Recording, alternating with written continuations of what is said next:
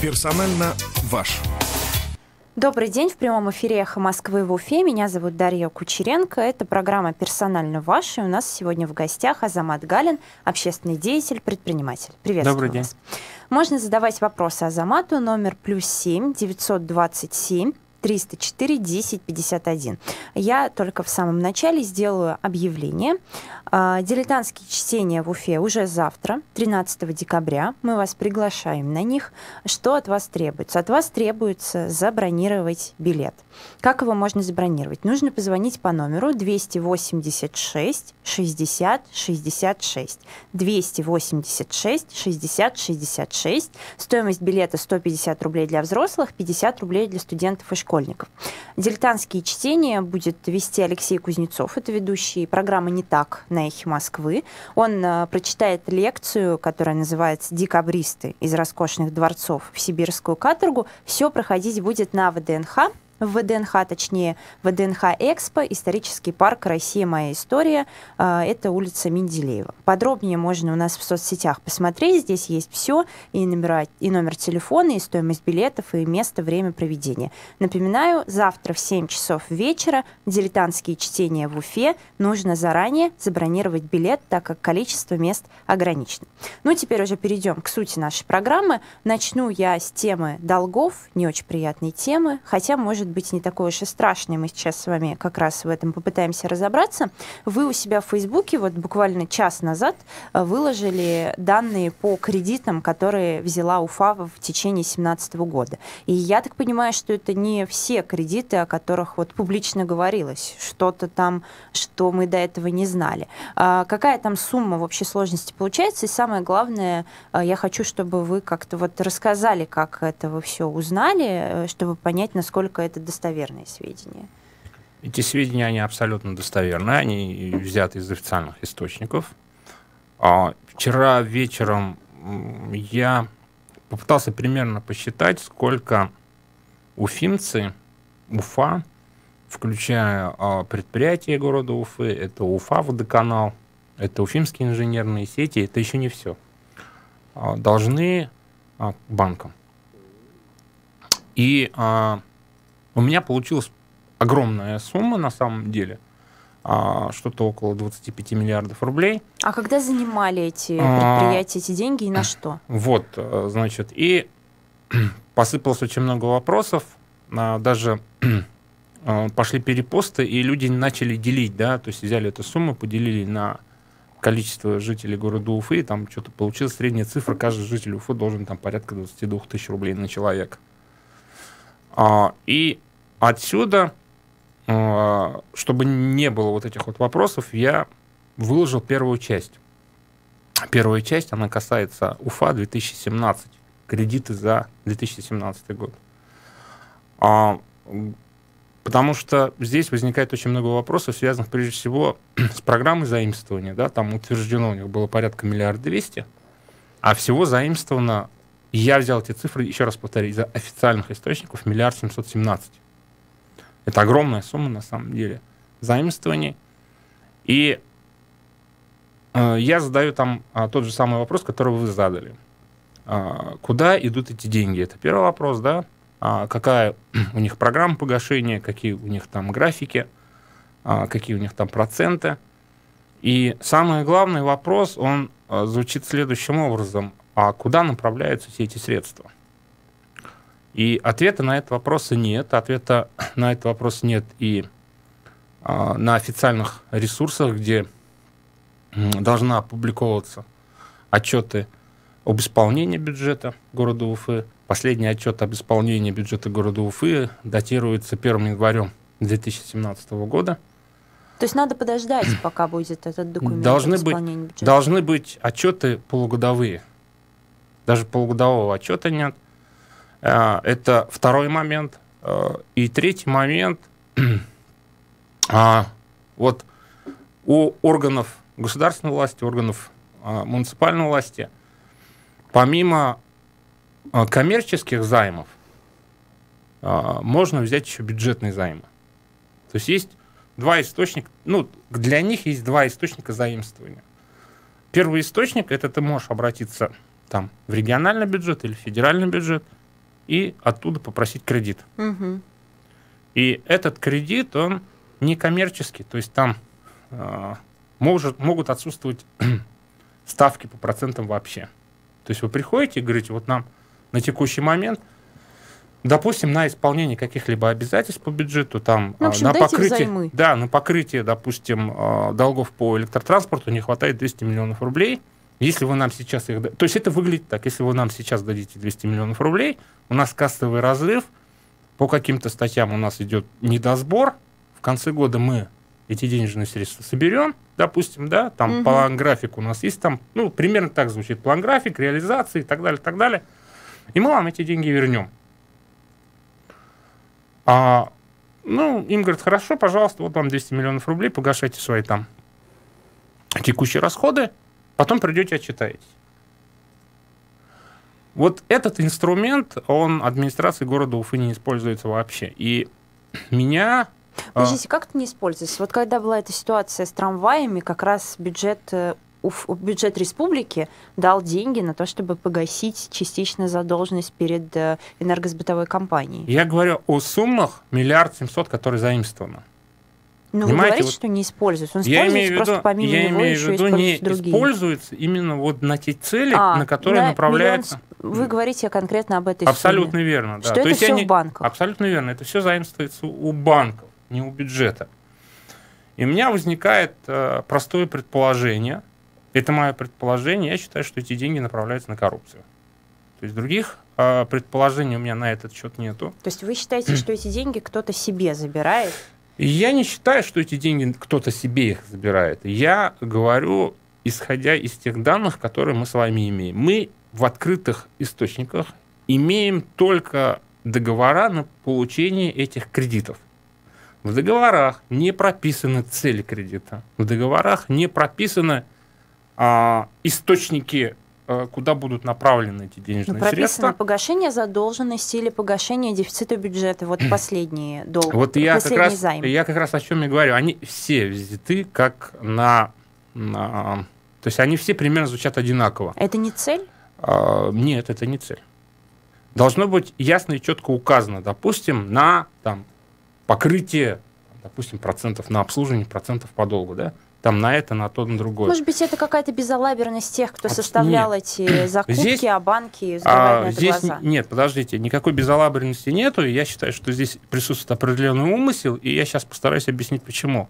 Дело в том, что когда, допустим, почему я сказал о том, что есть два источника займа, да, откуда их... А, кстати, есть еще один, можно у населения заимствовать, ну, попросить в долг у населения.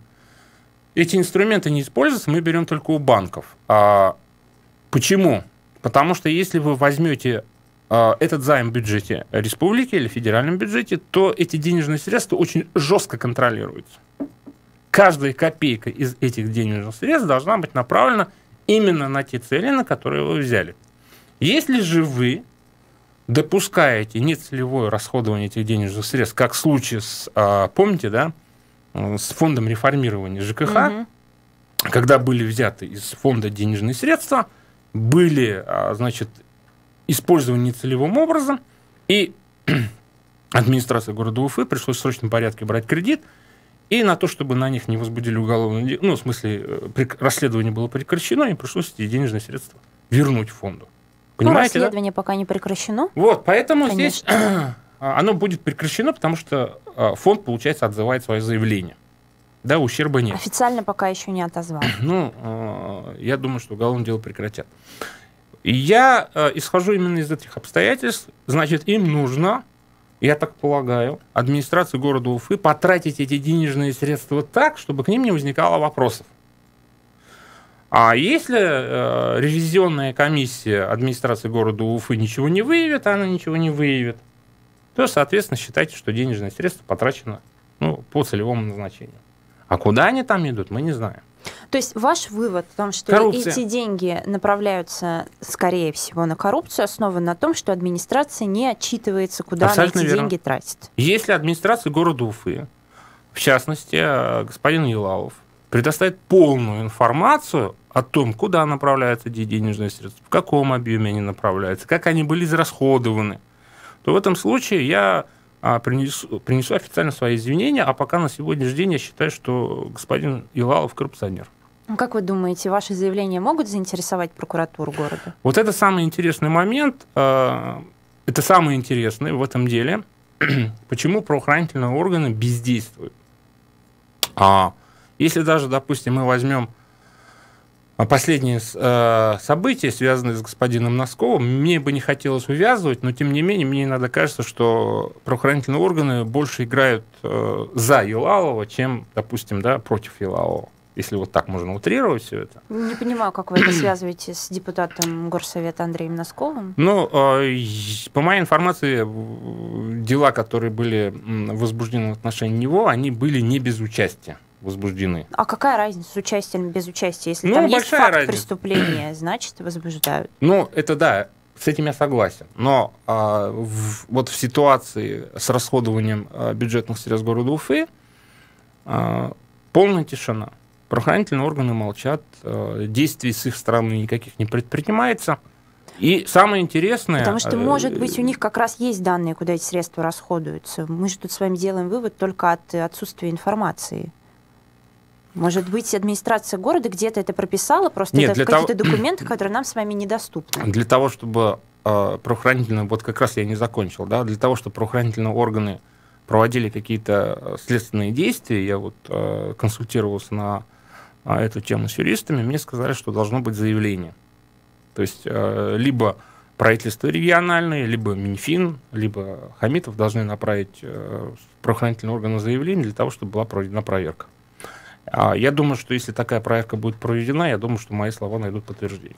Я вернусь к той сумме, о которой вы говорите, 1 миллиард 700 тысяч рублей, которые якобы заимствовала... 717 миллионов. 717 миллионов, да, спасибо, рублей, которые якобы заимствовала администрация у банков. Вы это выложили в Фейсбуке, и я уже видела, что у вас там, например, редактор «Коммерсанта» Наталья Павлова поправляет. А «Коммерсант», я так понимаю, довольно тщательно следит тоже за госзакупками. Она как раз говорит, что да, миллиард 200. Да. Да, то есть это та сумма, которую я подчеркнул в самом начале, по программе заимствования у них заложено 1 200 000 000. Но факт я беру с января 2017 года по сегодняшний день. Заимствовано 1 700 000 000. Я не придумал. Я отдал все реквизиты, все номера этих контрактов. Их можно свободно найти, они там выложены на портале государственных услуг. Пожалуйста, проверяйте. Она говорит абсолютно верно с точки зрения программы заимствования. Но, если вы помните, значит, откуда могли возникнуть дополнительные 500 там, с лишним миллиардов рублей? Куда они направлялись в фонд? Абсолютно верно. Абсолютно верно. Те денежные средства, там сумма была как раз, помните, да, 516 миллионов рублей, которые были направлены в фонд реформирования ЖКХ. Помните? Помните. Ну, вот, администрация города, кстати, по этому поводу комментарий опубликовала у себя на сайте, что эти деньги не нанесли ущерб городскому бюджету, что они, в общем, были потрачены там целевым образом на самом деле. Я так понимаю, что вот администрация себя не считает виновной в этом деле. Вот смотрите, я как раз о чем я говорю, да? О том, что ни сама администрация, ни ревизионная комиссия, которая администрирует, проверяет эти денежные средства, они не считают себя виновными, они считают, что так и должно быть. Вам здесь кажется все очевидным? Вот вы верите в версию следствия, что действительно мы же опираемся все на версию следствия, что деньги были потрачены не так, как должны были потрачены, что их отдали застройщикам взамен на то, чтобы застройщики сами это все сделали. И для того, чтобы уголовное дело было прекращено, оно было возбуждено и следствие было начато, я как раз о чем и говорил, по заявлению фонда реформирования, для того, чтобы весь этот процессуальный маховик остановить, они взяли деньги у банка и отдали их. Но у вас все складывается здесь в пазл. У вас никаких сомнений не вызывает я еще раз повторяюсь, они коррупционеры. Вот если вернуться вообще к кредитам, да, не к той цели, на которую они тратятся, вы там не совсем верите в то, что это могут быть благие цели, а вообще в принципе кредиты. Стоит ли так негативно относиться к самой процедуре кредитования? Да, абсолютно. С нашей администрацией, с тем, как они администрируют денежные средства, я думаю, что мы должны не просто негативно относиться к кредитам, мы вообще должны законодательно запретить нашим чиновникам заимствовать денежные средства в банках. Кредит это нормально. Многие из нас берут кредиты. Но понимаете, одно дело, когда вы, как физическое лицо с определенным уровнем дохода, то есть вы знаете свой доход, то есть там получаете какую-то сумму денег, у вас есть имущество, вы приходите в банк и говорите: вот мое имущество, вот мои доходы, пожалуйста, дайте мне кредит, потому что я сумею рассчитаться по этому кредиту в течение, 5-10 лет. Но в один прекрасный момент вы, вдруг понимаете, что вы с этим не справляетесь, идете в другой банк, с этим не справляетесь, идете в третий банк, и вот так собирается ком, снежный определенный. И все, и в какой-то момент у вас наступает дефолт, потому что вы уже попадаете в списки, то есть видят, что вам уже ваше имущество уже не может покрыть все эти обязательства по кредитным договорам. Дефолт, неплатежи, банк приходит, забирает ваше имущество, и вы остаетесь ни с чем. Но администрация Уфы не первый год берет кредиты, и пока к ним судебные приставы не пришли, коллекторы им не звонили. Ну вот пока им дают кредиты в банках, понимаете? То есть в какой-то момент это все остановится, в какой-то момент все это закончится. Ну, и нам есть доверие высокое к администрации, нечем будет в их платить. компетентности. Подождите, здесь, понимаете, то есть ситуация какая? Вот дефицит бюджета на январь у них прописан 2,5 миллиарда рублей. Да? Вот. А если верить Минфину, то 70% доходной части бюджета уже было закредитовано. Это на октябрь прошлого года. То есть на сегодняшний день получается, что у нас 100% доходной части бюджета уже закредитовано. В какой-то прекрасный момент получится так, что им зарплату нечем будет платить. И я не говорю о том, что будут фонари отключать на улице, будут трамваи отключать. Мы будем сидеть и все говорят этому: ой, как плохо, у нас трамвай отключили, как плохо, у нас фонари на улице отключили. В какой-то прекрасный момент они просто перестанут выполнять свои обязательства, и им придется уже действительно обращаться в региональный бюджет, для того, чтобы региональный бюджет закрыл за них 5-10 миллиардов рублей всех этих кредитов, которые они понабрали. Тут же, понимаете, вопрос же не в том, что они понабрали. Понимаете? То есть, понабрали они кредитов, а куда они их потратили? Я же говорю о том, что давайте мы разберемся сначала, куда вы их тратите. Вы дайте нам информацию, почему вы скрываете. Они не должны скрывать от нас. Понимаете, на что они их потратили? Пусть они нам покажут все свои кассовые расходы. Если, допустим, по их закупкам посмотреть, они там очень хорошо живут. Они там тратят на охрану по 10 миллионов рублей, понимаете, да? Это много? Я считаю, что это очень много. И в каждой из их закупок, если так серьезно посидеть, посмотреть, там очень много вопросов возникает. Они на какие-то социальные исследования там тратят деньги. Зачем? Куда? Для того, чтобы лучше мы жили с вами, чтобы понять, как нам лучше. Возможно, да. Как мы должны жить лучше. Для того, чтобы у нас спросить, пусть он включит «Эхо Москвы» и услышит о себе все, что думает. Зачем? Уфа в десятке городов по уровню жизни, по качеству жизни. Видите, все эти социальные исследования не зря. Они провели, посмотрели, что улучшить. Улучшили, мы в десятку попали. Правда, вместе с Грозным, но это уже другой разговор. Я оставлю это без комментариев.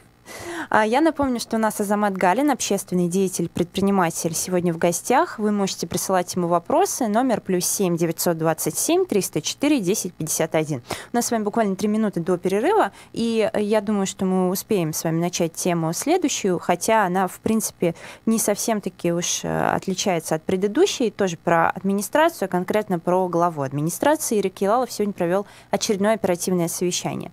Оно было довольно стандартным, там перед ним отчитывались люди, он говорил что-то по поводу их работы, и он уже традиционно не обошел вниманием средства массовой информации и сказал, что вот СМИ почему-то не пишут, какая у нас там хорошая молочная продукция в Уфе, как удалось все это дело здесь наладить, как все замечательно работает, а пишут почему-то только негатив. Слова доброго не дождешься, сказал он. Как вот вы считаете, Азамат, когда мэр призывает СМИ писать больше о позитиве, это правильная его претензия? Действительно, может быть, нам в медийном пространстве надо больше позитивных новостей. Спасибо, Ирик Шухаметович, за удои, или как там это будет, надои молока. Так что ли, да? Спасибо. Вкусное молоко, наверное. Почему бы и нет? Да. Вот единственный вопрос, подскажите, пожалуйста, где вы берете это молоко в Уфе? И где оно у нас в Уфе производится? Вы посмотрите оперативное совещание, вам там молоко, все расскажут. Я могу сказать о том, что в школе вместо молока дают смесь, которую пить совершенно невозможно. В уфимской школе? Да, в уфимских школах. Я 2 года тому назад брал это молоко, произведенное в Московской области, положил его в конверт и отправил адресату Елалову Ирику Шмухаметовичу. Вот. Он, наверное, попробовал именно это молоко, да, которое я отправил, сказал за него спасибо. В конверт молоко положили? Оно в таком, как сказать, такую квадратной упаковке, такое вот небольшое молоко. На почте приняли? На почте, может, еще и вытащили. Как посылка она оформляет. Понятно. То есть я отправил его Елалову. Слушайте, сейчас же на аутсорсинг все перевели. Уже, возможно, с питанием-то все наладилось в школах. Возможно. Так критично. Возможно, все это исправилось, но относительно вот того позитива или негатива, вот знаете, в Уфе были времена, когда не пахло пылью, липами, помните, да, то есть и в Уфе были времена, когда люди не ходили с топором, и для того, чтобы мэру доказать, что он работает, не нужно было стримить, а нужно было просто работать, чистить дороги. И, в общем-то, такие простые вещи, они, в общем-то, знаете, вот в нашем сознании, в моем сознании они работают. Мы сейчас прервемся на московские новости, после чего продолжим наш эфир.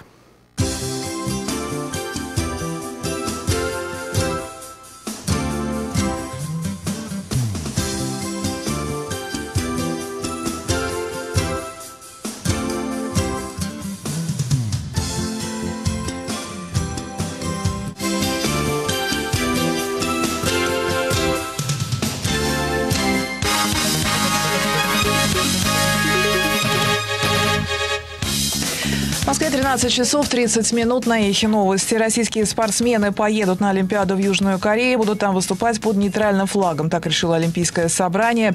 По словам главы ОКР Александра Жукова, поддержка будет оказана как атлетам, которые поедут в Корею, так и тем, кто пропустит игры.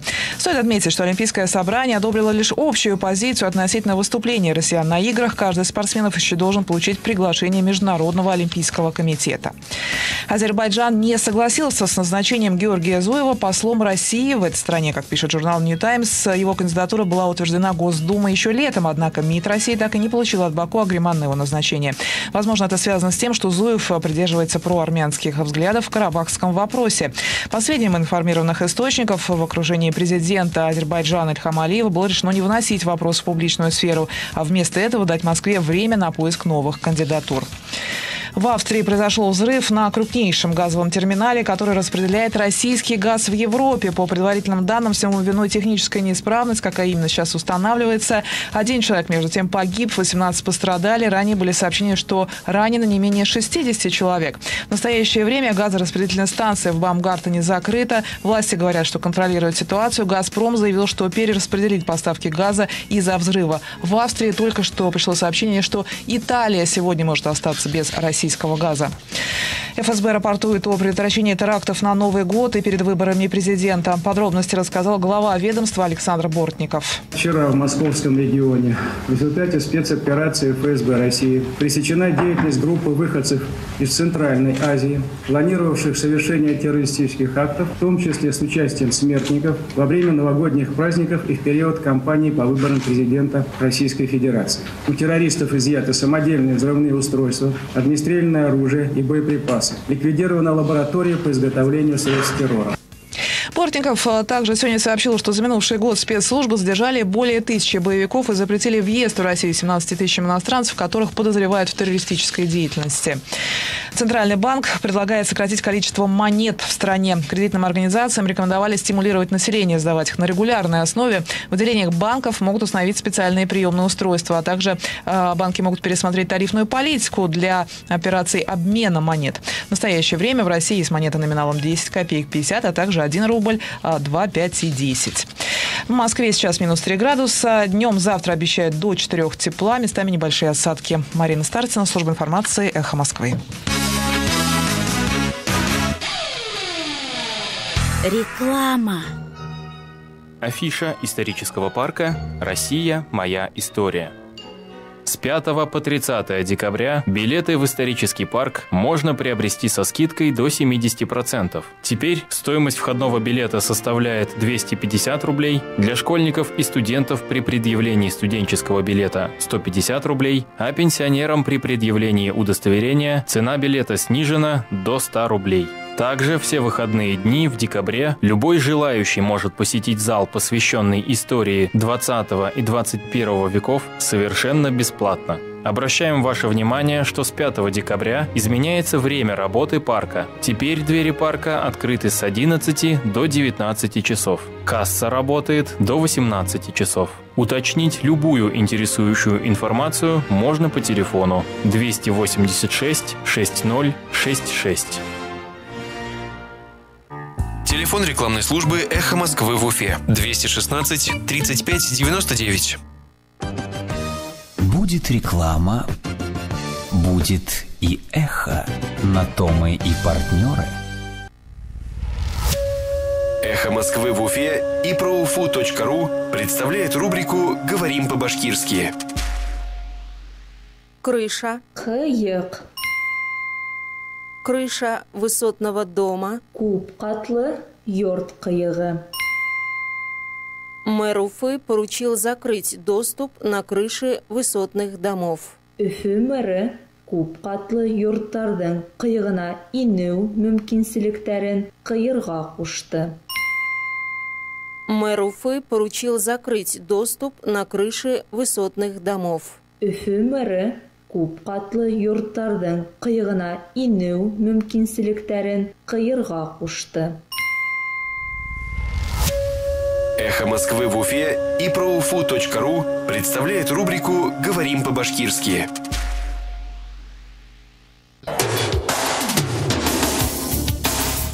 Персонально ваш. Потом мы поговорим уже о темах, которые начинаем во время перерывов. Как обычно, тут Азамат Галин у нас сегодня в гостях. Это прямой эфир на «Эхе Москвы» в Уфе, программа «Персонально ваш». Вы можете присылать вопросы нашему гостю +7 927 304 1051. Мы с вами про мэра начали говорить до перерыва на новости, и я бы хотела еще несколько слов о нем сказать, если вы захотите, конечно. Вчера был у нас в гостях Евгений Соболев, историк, и он сказал очень интересный тезис, интересный, на мой взгляд. Он сказал, что вот город меняется сегодня, Уфа меняется, и, соответственно, образ градоначальника тоже должен меняться, должен становиться более открытым. Вот эти все стримы, все вот эти вот выходы в прямой эфир в Фейсбуке, все это, в общем-то, вовремя, все это к месту. Видите ли вы какие-то изменения вот в этом смысле, что Уфа действительно меняется, становится каким-то большим значимым городом, а вместе с ней и мэр? Я бы сказал так, что позволил бы себе немного подискутировать, Женя, да? Я бы сказал так, что не город меняется, а время в целом меняется. Мы меняемся, и меняется поколение людей, которые думают по-другому. На сегодняшний день вот мы как-то упускаем из внимания этих людей, выросло целое поколение людей, которое привыкло жить по клику. Выросло целое поколение людей, для которых решение проблемы не должно занимать больше времени паузы клика. Понимаете? То есть, если сегодня есть проблема, если мы сегодня эту проблему озвучиваем, то завтра эта проблема должна быть решена. Это люди, которые не привыкли ждать. Эти люди действий, они хотят видеть результат, и хотят видеть этот результат мгновенно. Я думаю, это он имел в виду. И если эти задачи исполняются, то и все эти стримы, они, понимаете, они идут как бы сами собой. Да? Они не являются, эти стримы не появляются как результат на критику. А у нас с Елаловым получается так, что мы его все критикуем, и государственные СМИ его критикуют, и оппозиционные СМИ его критикуют. Все, получается, его критикуют, и горожане его критикуют. И он такой в сердцах говорит: вы меня все критикуете и ничего хорошего не пишете, а видите, как хорошо, у нас тут молоко вкусное есть в Уфе, допустим. Я думаю, что мы от мэра прежде всего ждем качественных условий жизни. Мы не ждем от него каких-то серьезных политических заявлений, мы не ждем от него каких-то достижений в высоком спорте. Ну, вот мы он хотим, пытается чтобы... качество жизни улучшить. Молоко сделал Подождите, вкусным, мы хотим от мэра чистого воздуха. Мы хотим, чтобы у нас в Уфе не было пыли. Мы неделю тому назад еще задыхались от пыли и вспоминали нашего мэра последними словами. И вот в этой ситуации мне очень трудно себе представить, как бы я сидел здесь у вас в эфире и говорил, ну, блин, какой ты крутой мужик. Понимаете, да? То есть, как бы я тобой восхищаюсь и горжусь тобой и готов следовать твоему примеру везде. Так не обязательно восхвалять и обожествлять. Можно похвалить же за что-то действительно хорошее. Конечно. Вот там, где мы от него ждем результатов, там мы должны его хвалить. А получается, что у нас в тех областях, где мэр должен работать, там пусто, там провалы. А какая-то ситуация потоп, там, снегопад. У нас снегопад выпал 2 миллиметра. У нас город встал. Понимаете, 2 миллиметра снег выпал. Так еще зима-то по-серьезному не началась. И Елаов там на оперативке пошел в разнос. Вот вы меня там критикуете, там федералы там правду говорят, а вы меня все критикуете. Но, извините меня, убирайте нормально дорогу. Тот снегопад, который выпал неделю назад, его вот только-только убирают. Поэтому в этой части, я думаю, что господин Елаов не должен на нас обижаться. Я думаю, что он, наверное, должен делать вывод из этой всей сложившейся ситуации. И если хочет сохраниться как мэр, потому что наша гражданская злость, вот она по-хорошему уже как бы достигает своего предела. По поводу федеральных СМИ, недавно, вот буквально несколько дней назад вышел сюжет по поводу вертолетов, вертолетного кластера. Наверняка вы читали, смотрели, мы были на которые первые, 200 кто миллионов об этом рублей говорил выделили. В 2011, что ли, году. То есть это абсолютно не новая информация. Для меня абсолютно не новая. новая Почему она информация. сейчас появилась, как вы думаете? Мы об этом писали, мы об этом говорили, мы об этом везде трубили.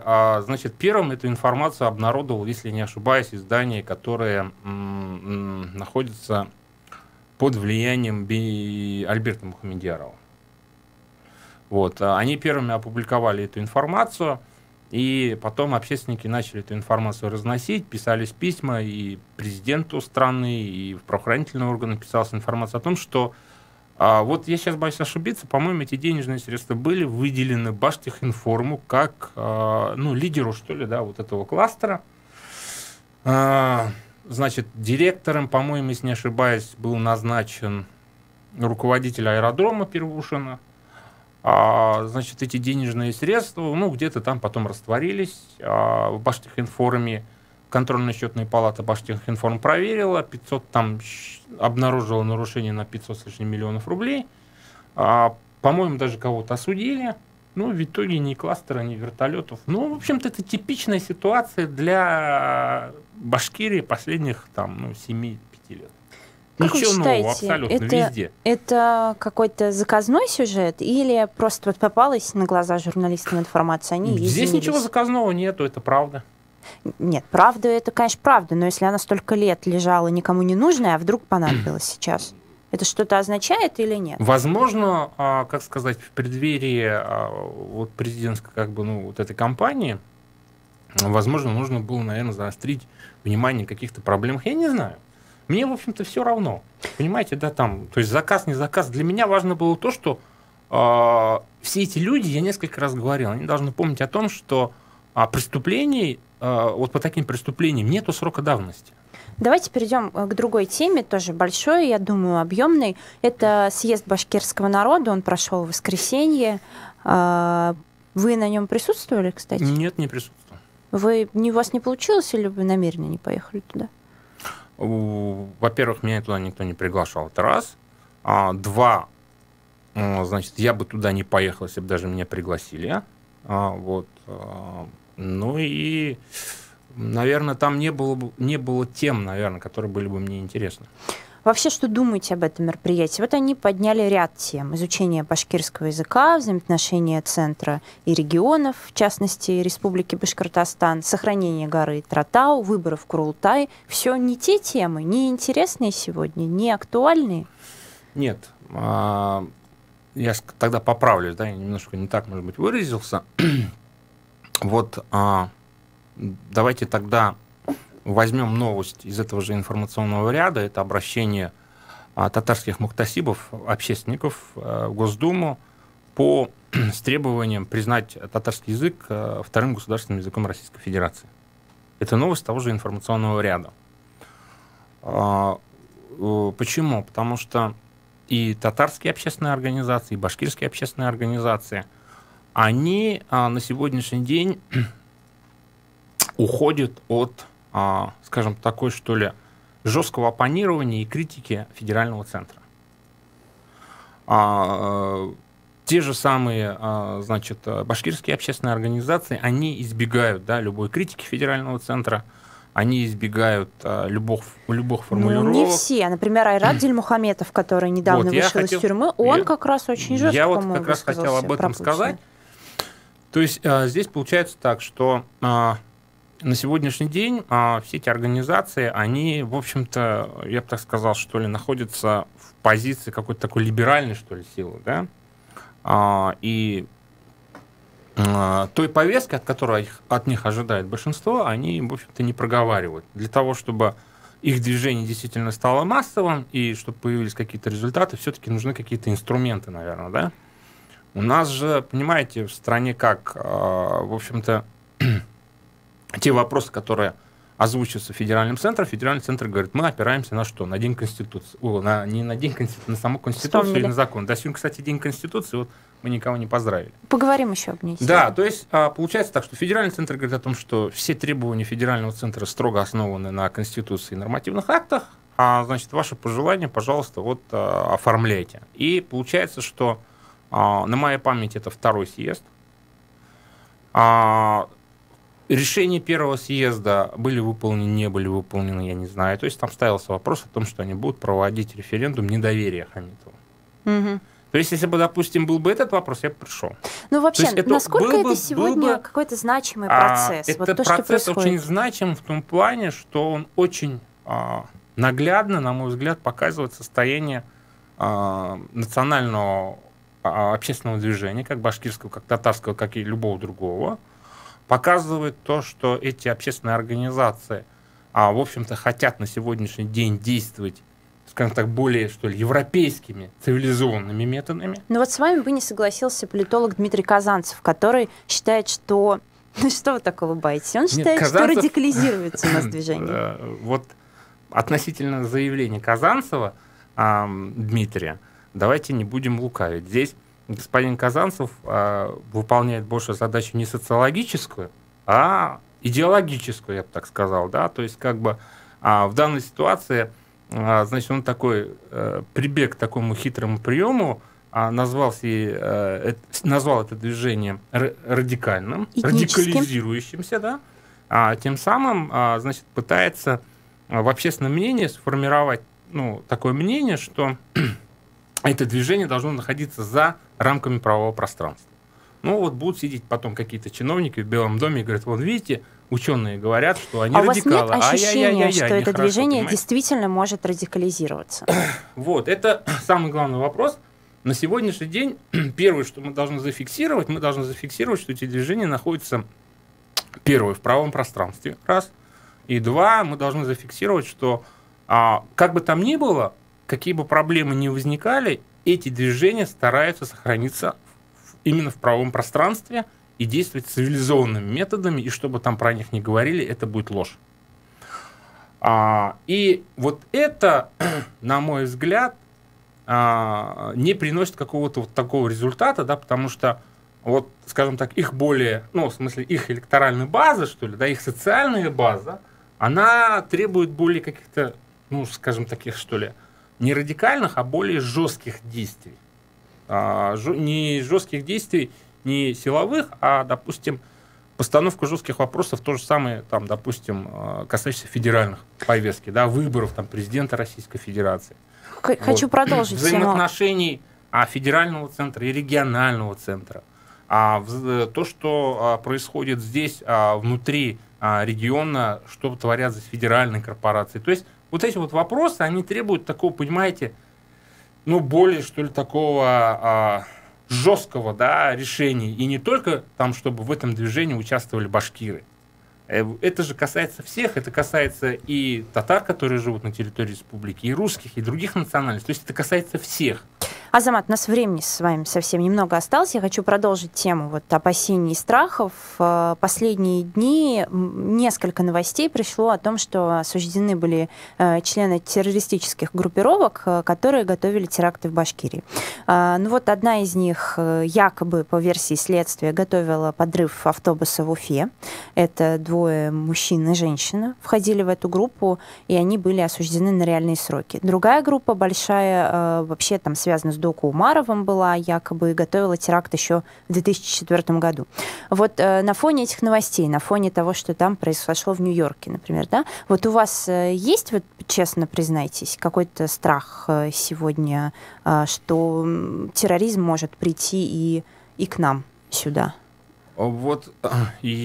Вы, наверное, хотите спросить это в контексте происходящих этих всех съездов, собраний? Нет, абсолютно нет. Это не подвязка, просто... Смотрите, я просто еще раз подчеркну, да, что на сегодняшний день все эти организации, которые проводят публичные съезды, они находятся абсолютно в правом пространстве. Это не про них, я еще раз повторяю. Это первый момент, не позиционируют себя как религиозные организации. Второй момент, значит, то, что касается всех этих, таких террористических акций, они, как правило, проводятся какими-то организациями международного масштаба, да, то есть у нас на территории региона нет никаких террористических организаций. В основном это запрещенные организации ИГИЛ. Запрещенные организации, да, я как раз о чем и хочу сказать, да. То есть и мне кажется, что правоохранительные органы, которые там работают по профилактике и предупреждению, подобного рода действий, они отрабатывают свои задачи. И на сегодняшний день у меня нет никаких опасений, что события Манхэттена, да, или еще какие-то события могут у нас в регионе повториться. Потому что террористы, как правило, выбирают, какие-то мировые центры для того, что их задача максимально привлечь к этому внимание. То есть они же это делают для чего? Для того, чтобы узнали все, да, все узнали, все испугались. И все услышали о том, что они существуют. И с информационной точки зрения Уфа для них неинтересна. И поэтому я спокоен, а внутри нашего региона каких-то очагов нестабильности, где могло бы это все размножаться и плодиться, нету. Это очень позитивная сейчас вещь была от вас. Я хочу перейти к другой теме. Это объективно, я думаю. Вы упомянули то, что сегодня День Конституции, действительно. Сегодня день принятия Конституции. Очень важное событие. Очень важное событие, и Конституция гарантирует нам наши права. Мы с вами могли бы долго, конечно, здесь говорить в эфире про то, соблюдаются ли наши права сегодня, и насколько они соблюдаются. Но я хочу спросить конкретно, про права женщин. То, что извините, дело в том, что феминистки провели здесь в Башкирии акцию на выходных и привлекали внимание к насилию над женщинами, к дискриминации трудовой женщин. И вы знаете, мне было интересно, я читала комментарии, и многие их как-то пытались уколоть, что ли, в том, что выходят с какими-то неактуальными темами, с непопулярными темами. Насколько, на ваш взгляд, это движение феминистическое в Башкирии сегодня действительно актуальное движение? Это очень, я думаю, надо им сказать спасибо за то, что они у нас есть. И не нужно здесь никаких, ерничать допустим, да. Дело в том, что проблема женщин, проблема материнства, проблема детства, они же всегда рядом. И как человек, который очень много лет проработал в комиссии по делам несовершеннолетних, вы знаете, я такого насмотрелся. То есть поэтому я думаю, что в том пространстве, в котором мы живем, там, где мы общаемся, да, мы с этим не сталкиваемся, и нам кажется, что это все такая глупость. А на самом деле они делают большую работу, им надо сказать спасибо за то, что они есть, и, в общем-то, нужно их поддерживать. Я думаю, что, несмотря на то, что на сегодняшний день мы все являемся равноправными, да, имеется в виду и женщины, и дети, и мужчины, тем не менее, очень часто в быту сталкиваются с агрессией, с насилием, и возникает ситуация, когда женщины с маленькими детьми остро нуждаются в помощи, оказываются на улице, им некуда идти.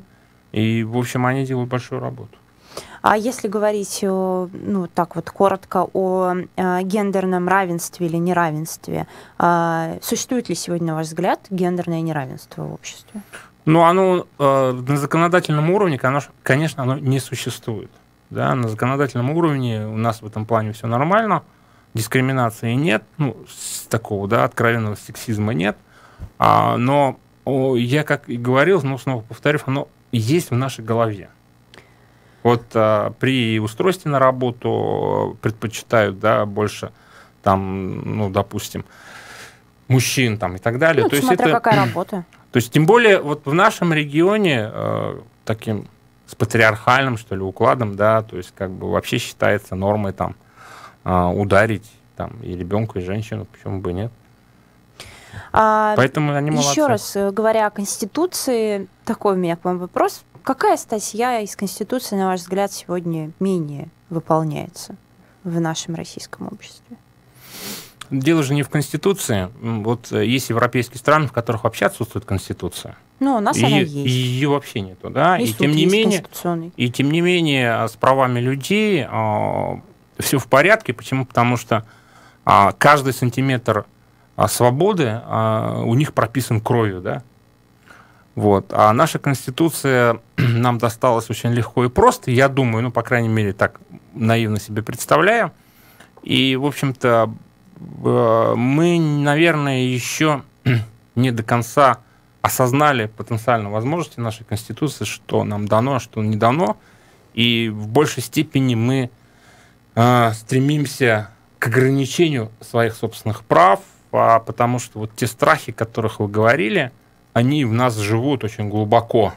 И, в общем-то, наши глаза до сих пор еще завязаны, понимаете? И очень много проблем, таких вот идейных проблем в нашей стране, которые нужно преодолевать, и потом уже говорить о Конституции, и потом уже говорить и рассуждать о том, какая нам нужна Конституция, нужно ли ее дополнять. Оставила, наконец, большую какую-то тему, но все-таки озвучу ее. На портале profu.ru вышел материал о землях для завода «Кроношпан», которые собираются передать ему в аренду. Это не просто земли, это земли с лесом, и, насколько я понимаю, лес тоже перейдет к «Кроношпану». А вот там пытались почитать, какая-то часть от лесного массива в Башкирии, я видела, там 1/24, что ли, получалось. Если вы знакомились с этой статьей, насколько вам кажутся убедительными вот доводы, приведенные там? Я конкретно с этой статьей не знакомился, но знакомила людей буквально года 3 или 4 тому назад с инвестиционным соглашением, которое стало, ну, доступно. И я его привел, там даже на YouTube есть видеоролик, где идет подробный разбор и анализ инвестиционного соглашения, заключенного Кроношпаном и правительством Республики Башкортостан. И там как раз-таки были оговорены условия получения Кроношпаном леса в аренду там, на 49, по-моему, лет, если не ошибаюсь. Да, 49 лет. Под какие-то там смешные проценты. И, значит, еще тогда мы посчитали, что если 49 лет мы будем поставлять лес Кроношпану, то Кроношпан здесь 49 лет его не будет. Он там через какие-то лет 30 уже Кроношпана здесь просто потребности не будет, потому что леса не будет у нас. То есть это огромная территория, которую мы отдаем бесплатно. Есть, понимаете, есть нормы. Вот лес – это стратегический ресурс. И лес – это как нефть. На нем можно зарабатывать деньги, и огромные деньги. И лес нужно продавать через биржу. Не вот таким волевым решением отдавать его даром. Нужно организовать биржу и продавать его через биржу, зарабатывать на этом деньги и решать на полученные таким образом денежные средства вот те же самые проблемы с долгами, да, и проблемы с медициной. То есть вот у нас очень много проблем с медициной, там, допустим, да. Гора Тратау. С ней что делать? Оставлять или отдавать, или искать компромисс? Я уже как-то отвечал на этот вопрос. Если бы я был на месте Хамитова, и хорошо, что я не на месте Хамитова, да, я бы, конечно, отдал гору, подавил бы все эти протесты, там, я не знаю, очень жестко. Почему? Потому что тут есть два момента. Первый момент, если ты принял на себя обязательства и, значит, получил денежные средства за это предприятие, и им что-то там пообещал, то ты обязан это выполнять, если ты пообещал. Либо же ты должен потратить денежные средства на реконструкцию этого предприятия. Понимаете? То есть либо А, либо Б. Поэтому либо нужно вернуть людям деньги за то, что они купили это предприятие, и забрать обратно предприятие в республику и заниматься его проблемами, потому что, если не ошибаюсь, где-то порядка 1500-2000 человек там работает. Понимаете, да? То есть нужно этими людьми заниматься. Либо же, значит, действительно нужно отдавать гору. Вот тут дилемма такая стоит достаточно жесткая, с учетом с наших бюджетных расходных обязательств мы все это решить не можем, и поэтому, в общем-то, в данной ситуации посмотрим, как они будут выкручиваться, но судя вот по тем документам, которые опубликовали вчера в интернете, значит, там идет очень серьезная атака на эти горы, но, конечно, это для Хамитова это будет самоубийство. Отдать горы? Конечно, это будет самоубийство, потому что здесь, понимаете, протест будет такой сильный, что последствия будут очень тяжелыми. Я даже боюсь это предсказывать. Это было мнение Азамата Галина, общественного деятеля, предпринимателя. Он сегодня был гостем нашей программы «Персонально ваш». Спасибо большое всем, кто нас слушал. До свидания. Всего доброго. В полном контакте с информацией.